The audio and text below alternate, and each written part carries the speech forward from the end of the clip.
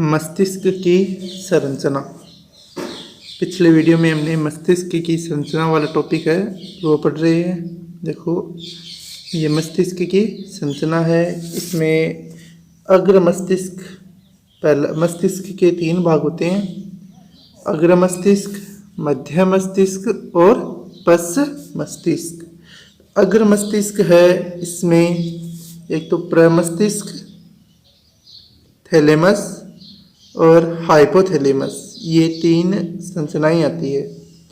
अग्र मस्तिष्क में थैलेमस, हाइपोथैलेमस और प्रमस्तिष्क, ये तीनों संरचनाएं आती है अग्र मस्तिष्क में।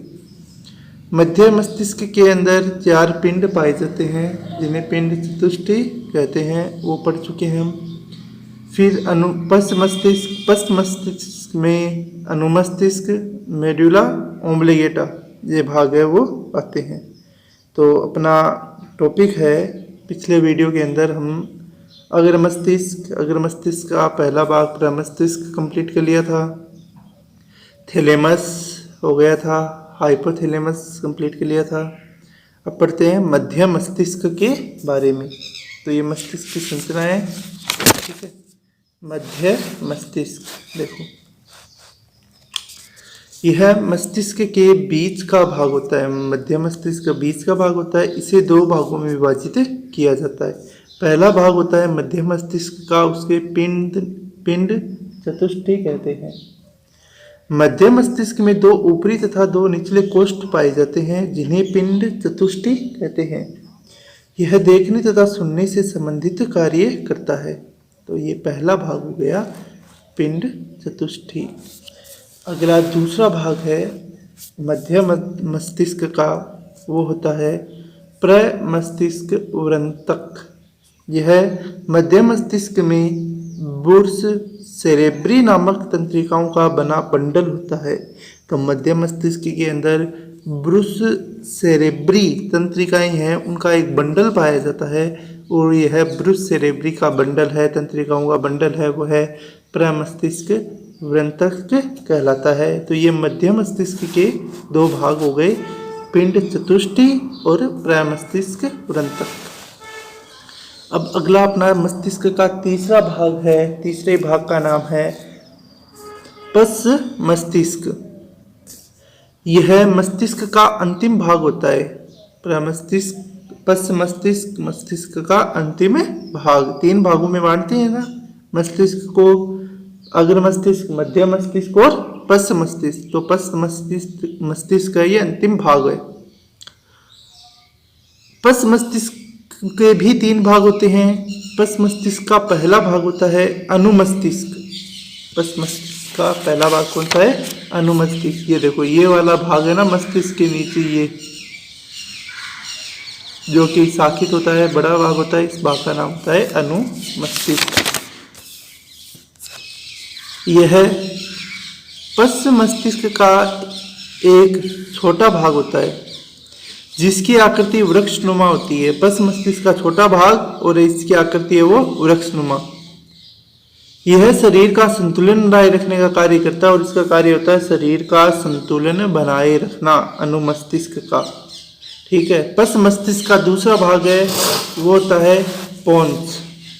पश्च मस्तिष्क का दूसरा भाग है, उसे क्या बोलते हैं? पोन्स। यह पश्च मस्तिष्क वृंतक के नीचे स्थित होता है। इसके द्वारा भोजन को चबाने की क्रिया, लार श्रावण की क्रिया पर नियंत्रण किया जाता है। तो पोन्स भाग प्रमस्तिष्क वृंतक के नीचे की ओर स्थित है और इसके द्वारा जो इसका मुख्य कार्य है, इसका मुख्य कार्य होता है भोजन को चबाना, लार का श्रवण करना, इन क्रियाओं के ऊपर नियंत्रण का कार्य होता है पोन्स का। मस्तिष्क का अंतिम भाग, पश्च मस्तिष्क का अंतिम भाग है वो होता है मेडुला ओब्लिगेटा।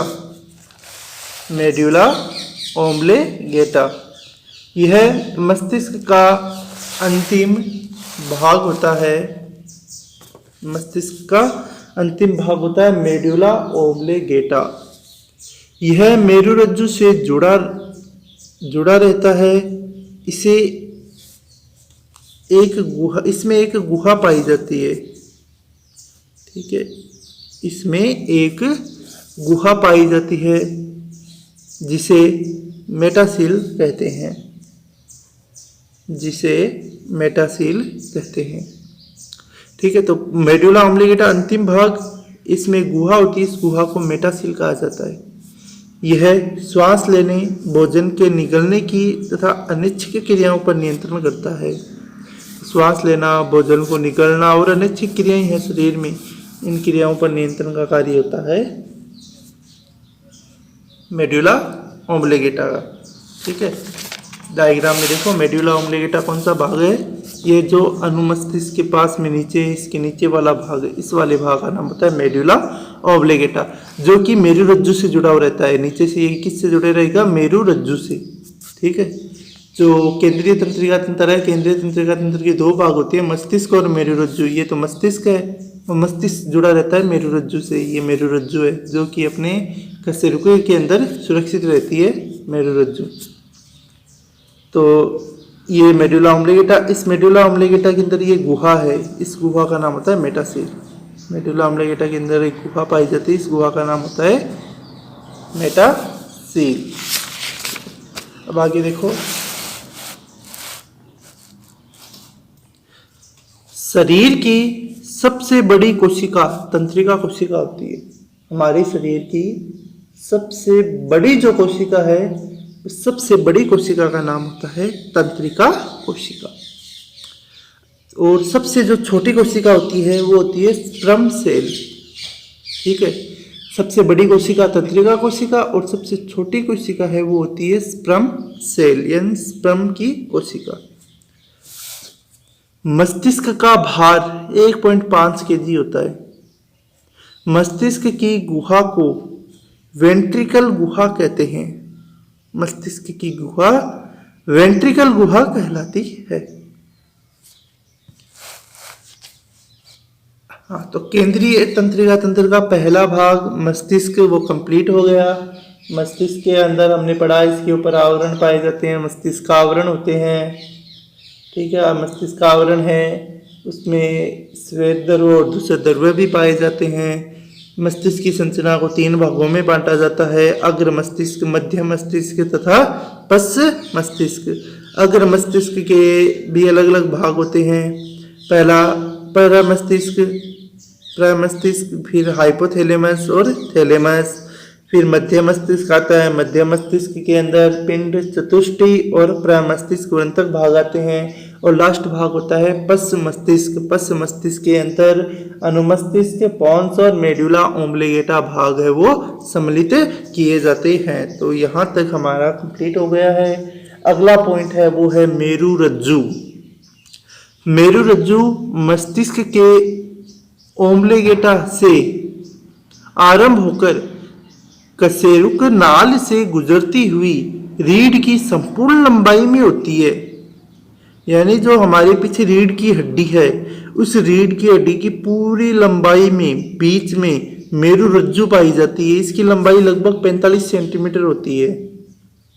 लंबाई लगभग कितनी होती है, 45 सेंटीमीटर। तो ये मेरुरज्जु से शुरू होती है, यानी मस्तिष्क से जुड़ी हुई रहती है। और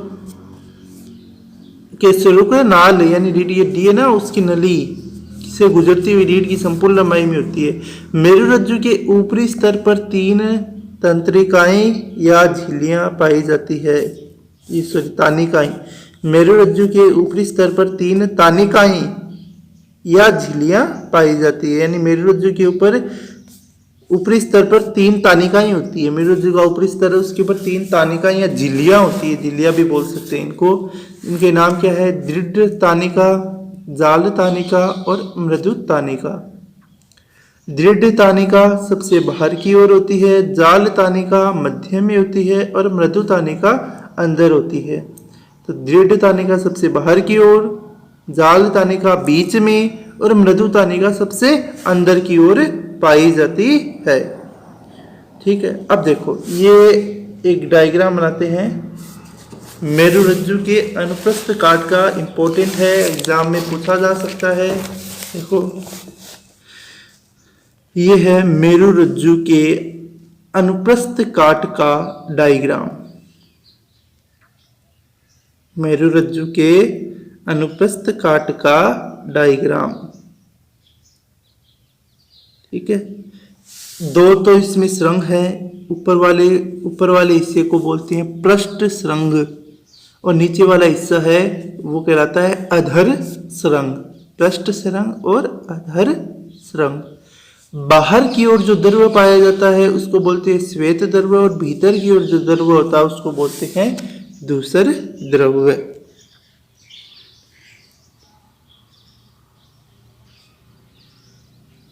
ठीक है, ये किसकी संरचना हो गई? मेरुरज्जु के अनुप्रस्थ काट की संरचना। इंपॉर्टेंट है, एग्जाम में पूछी जा सकती है। ठीक है, दो पृष्ठ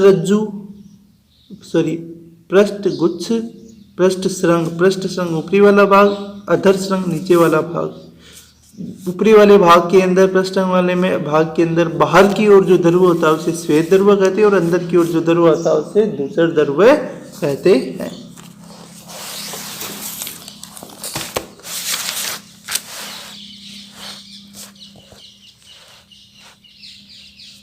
आगे देखो, मेरुरज्जु में श्वेत द्रव्य बाहर की तरफ होता है और धूसर द्रव्य अंदर की ओर होता है। पीछे डायग्राम में हमने देखा था, बाहर की ओर श्वेत द्रव्य है, अंदर की ओर धूसर द्रव्य है वो पाया जाता है। धूसर द्रव्य की आकृति अंदर की ओर तितली नुमा होती है। जो धूसर द्रव्य है इसकी आकृति अंदर की ओर तितली जैसी होती है। ठीक है, इसके दो पृष्ठ श्रृंग तथा दो अधर श्रृंग पाए जाते हैं। दोनों श्रृंगों के मध्य गुहा पाई जाती है। पृष्ठ श्रृंगों के मध्य गुहा पतली और अधर श्रृंगों के मध्य गुहा मोटी होती है। दो श्रृंग, ऊपर की ओर पृष्ठ श्रृंग, नीचे की ओर अधर श्रृंग, दोनों श्रृंगों के बीच में एक गुहा पाई जाती है। ठीक है, और जो पृष्ठ श्रृंगों के मध्य की गुहा है वो पतली होती है और अधर श्रृंगों के बीच में जो गुहा पाई जाती है वह गुहा मोटी होती है।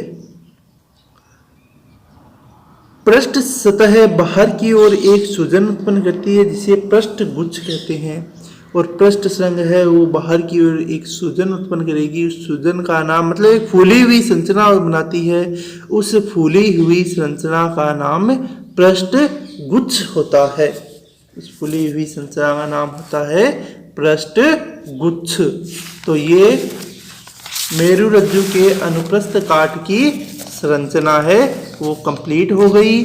ठीक है, वापिस समझ लो, ये मेरुरज्जु की अनुप्रस्थ काट की संरचना है। दो बाहर की ओर इसमें श्वेत द्रव्य और भीतर की ओर धूसर द्रव्य होता है। दो पृष्ठ श्रृंग होते हैं ये वाले और दो होते हैं ये वाले अधर श्रृंग। ठीक है, पृष्ठ श्रृंग और अधर श्रृंग। पृष्ठ श्रृंग है वो बाहर की ओर एक पृष्ठ गुच्छ है वो उत्पन्न करता है, इसे इस सूजन होती है यानी एक फुलाव होता है इसमें, जिसे पृष्ठ गुच्छ कहते हैं। पृष्ठ श्रृंग और अधर श्रृंग दोनों के बीच में गुहा होती है। इस गुहा के अंदर पृष्ठ श्रृंग वाली गुहा है ये पतली और अधर श्रृंग वाली गुहा है वो मोटी होती है और इसकी ये संरचना है वो तितली की जैसी होती है।